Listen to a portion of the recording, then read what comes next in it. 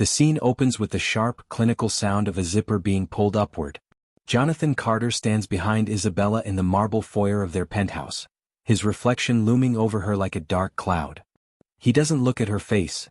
He looks at the shapeless, battleship gray fabric of the dress he chose for her. With a proprietary tug, he straightens her shoulders as if he's adjusting a piece of office furniture. The investors are looking for stability, Isabella, not a distraction, he mutters, his voice dropping into a warning chill. Keep your eyes down and your mouth shut. Tonight, you aren't a person, you're the quiet background to my success. Don't let them see the simple girl from the suburbs, let them see nothing at all. The narrative shifts to the rhythmic, grueling reality of Isabella's invisible life. We see her through Jonathan's eyes first, a docile wife pouring tea, a quiet presence in a beige cardigan, seemingly lost in the mundane. But as the door clicks shut and Jonathan departs for his empire, the mask shatters. In the blue light of her hidden studio, Isabella's posture transforms from submissive to sovereign. Her fingers, which Jonathan assumes are busy with domestic hobbies, fly across blueprints of architectural silk and complex supply chain spreadsheets. While he treats her like a decorative dependent, she is the silent pulse of the global fashion market. She isn't just surviving his narcissism, she is documenting it, building a digital and creative fortress that is about to drop the floor out from under his trillion-dollar deal. The beige shadow is finished being fed to the wolves. Tonight she leads the pack. The silence that followed the heavy thud of the penthouse door was Isabella's true morning alarm. It was only when Jonathan's presence vanished into the elevator that the air in the room seemed to regain its oxygen. For 3 years this had been the ritual: play the part of the docile suburban girl he rescued from obscurity, then transform into the ghost who ruled an empire from the shadows. She moved through the sprawling manor with a calculated rhythmic grace, pouring the tea she never drank and smoothing linens she never tousled, maintaining the perfect stage set for a husband who only saw what he wanted to see. But behind the mahogany paneling of the third-floor library lay the nerve center of the global fashion house known as EV. Here, the beige cardigans were replaced by a sharp, structural focus. Isabella sat before her monitors, her eyes reflecting the scrolling data of silk futures and shipping manifests. To Jonathan, she was a quiet hobbyist. To the directors in Paris and Milan, she was an anonymous titan of industry whose every sketch shifted the market by millions. She lived in the friction between these two worlds, knowing that every time she bowed her head to his insults, she was secretly adding another brick to the fortress that would eventually entomb his ego. It is a lonely path, choosing to be underestimated so you can be unstoppable, and if you've ever felt the quiet power of a secret kept for your own survival, you might find yourself wanting to subscribe to see how this hidden world finally meets the light. Across the city at Thorn Dynamics, Jonathan Carter was losing his grip, though he would never admit it to the mirrors he so frequently consulted. The Project Aurora initiative, his bid for immortality in the renewable energy sector, was bleeding capital, plagued by battery failures he had spent months burying under layers of creative accounting. His temper was a live wire, snapping at assistants and executives alike as the pressure of the impending Sterling gala mounted. Marcus Sterling, the British venture capitalist, was the only man with a wallet deep enough to plug the holes in Jonathan's sinking ship. "I don't care about the safety audits," Jonathan hissed into his phone, pacing his glass-walled office. "I need the contract signed tonight. Sterling values tradition, family, and stability." He paused, glancing at a framed photo of Isabella on his desk, a photo where she looked small, compliant, and utterly vacant. He saw her as his ultimate prop, a human safety certificate that proved he was a grounded, reliable man of character. He called the penthouse not to check on her but to issue a final decree. "The gray dress, Isabella. No jewelry. No opinions. You are there to be a mirror for my success, not a person. I'll have the car pick you up at 7. Do not be late, and for God's sake, do not be interesting." Isabella stared at the battleship gray dress draped over the bed like a shroud. It was the color of a rainy sidewalk, designed to make her blend into the masonry of the Metropolitan Museum of Art. For a moment, the old habit of compliance tugged at her, the desire to avoid the inevitable explosion of Jonathan's rage. But then she looked at her tablet, where a final notification had arrived. Marcus Sterling had been trying to headhunt the designer EV for 6 months, offering a partnership that would dwarf anything Jonathan could imagine.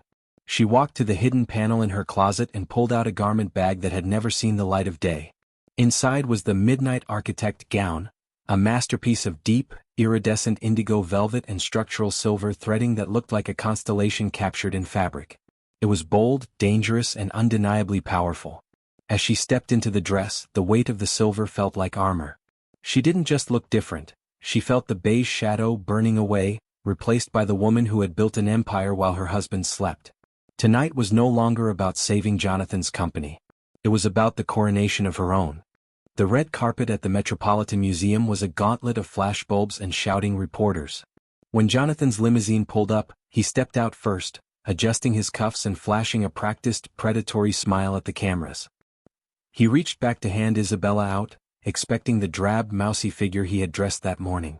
Instead, the crowd went silent as a foot clad in a silver stiletto heel touched the pavement, followed by the shimmering, midnight blue expanse of a gown that looked like it belonged in a museum of modern art. The paparazzi didn't just snap photos, they surged forward. "Who are you wearing? Is that an Evie original?" The questions pelted them like hail.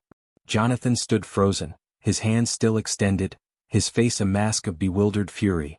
He looked at Isabella, really looked at her, and for the first time he didn't recognize the woman standing beside him. Her head was held high, her eyes sharp and predatory, reflecting the very lights he had tried to keep her away from. He leaned in, his voice a venomous whisper meant only for her. "What the hell is this? I told you, Gray.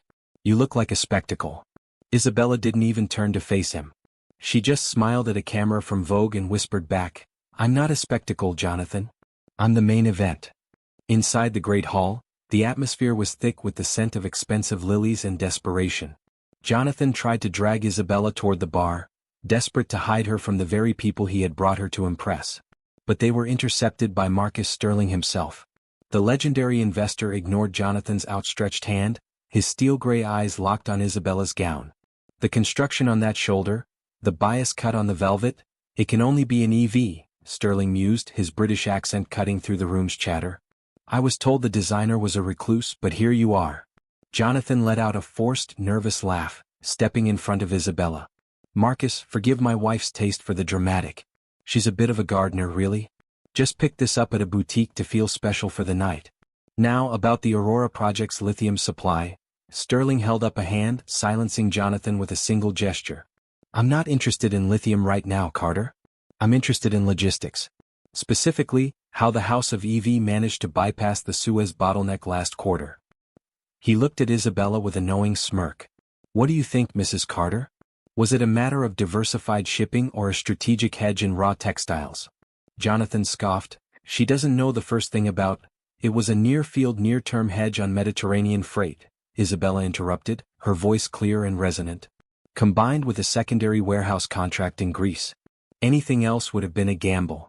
The dinner bell rang and the seating chart, meticulously arranged by Jonathan to place Isabella at a distant table with the junior wives, was suddenly a casualty of Marcus Sterling's whim. "Nonsense," Sterling barked at the gala coordinator. "Mrs. Carter sits at the head table. I have more to learn from her than I do from another slideshow on batteries." Jonathan's face turned a mottled shade of purple as he was forced to watch his wife take the seat of honor, while his vice president, and secret mistress, Sophia, was bumped to a table near the kitchens. Throughout the four-course meal, Jonathan was a ghost at his own feast. He watched in a state of mounting dread as Isabella dismantled his ego with every sentence. She didn't just speak, she commanded the table, shifting the conversation from art to international trade with the ease of a master. Sophia glared from across the room, her crimson dress looking cheap and loud compared to Isabella's structural indigo. Every time Jonathan tried to interject with a boast about Thorne dynamics, Sterling would lean toward Isabella and ask for her perspective. There is a specific kind of agony in realizing the person you thought you owned is actually the person who holds your fate, and as the table fell silent to hear Isabella's next word, the weight of 3 years of silence seemed to press down on Jonathan's chest. If you can feel the air leaving his lungs as he realizes his mistake, perhaps you'll share this moment with someone who knows what it's like to finally be heard. The climax arrived when Sterling stood up to give the evening's keynote address. The room dimmed and a single spotlight found the British billionaire. "Tonight was meant to be about energy," Sterling began, glancing at a hopeful Jonathan. "But true energy isn't found in a battery. It's found in vision." He paused, his gaze landing on Isabella.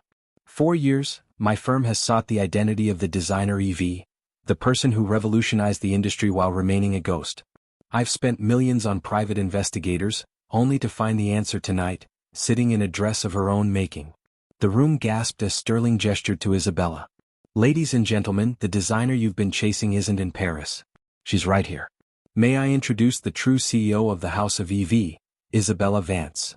The name, her maiden name, hit Jonathan like a physical blow. The cameras pivoted, the flashbulbs blinding as Isabella stood up. She didn't look at the crowd, she looked down at Jonathan, who was paralyzed in his chair. "I didn't tell you, Jonathan, because you never asked," she said, her voice amplified by the room's acoustics. "You were too busy making sure I was grey to notice I was gold." The gala dissolved into a chaotic press scrum the moment the dinner ended. Jonathan scrambled to Isabella's side, his mind already pivoting to damage control and greed. "Isabella, honey, we need to talk to the lawyers," he hissed, grabbing her arm as they moved toward the exit.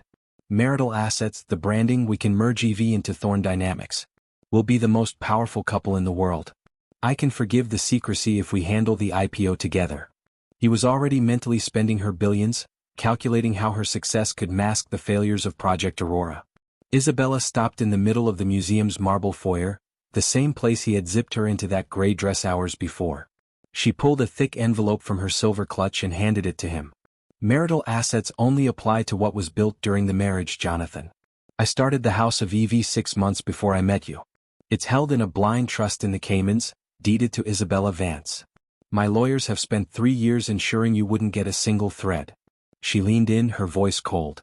"And as for the Aurora project? I'm the one who tipped off the SEC about your battery safety reports. The FBI is waiting for you in the parking lot." The sound of the gala's industrial techno music faded, replaced by the rhythmic, heavy clink of handcuffs. As Jonathan was led away through a gauntlet of his peers, Isabella didn't watch him go.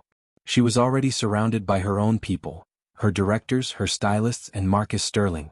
The museum's great hall was transformed into a snap fashion show, the Midnight Architect collection finally making its public debut.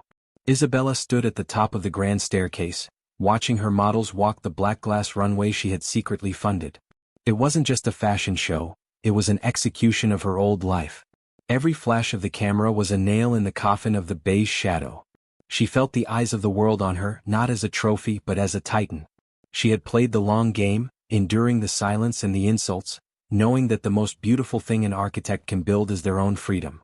Before the final curtain falls on this journey of fire and silk, we take a moment to honor the resilience of those who build in the dark, and we thank you for standing with Isabella until she finally reached the light.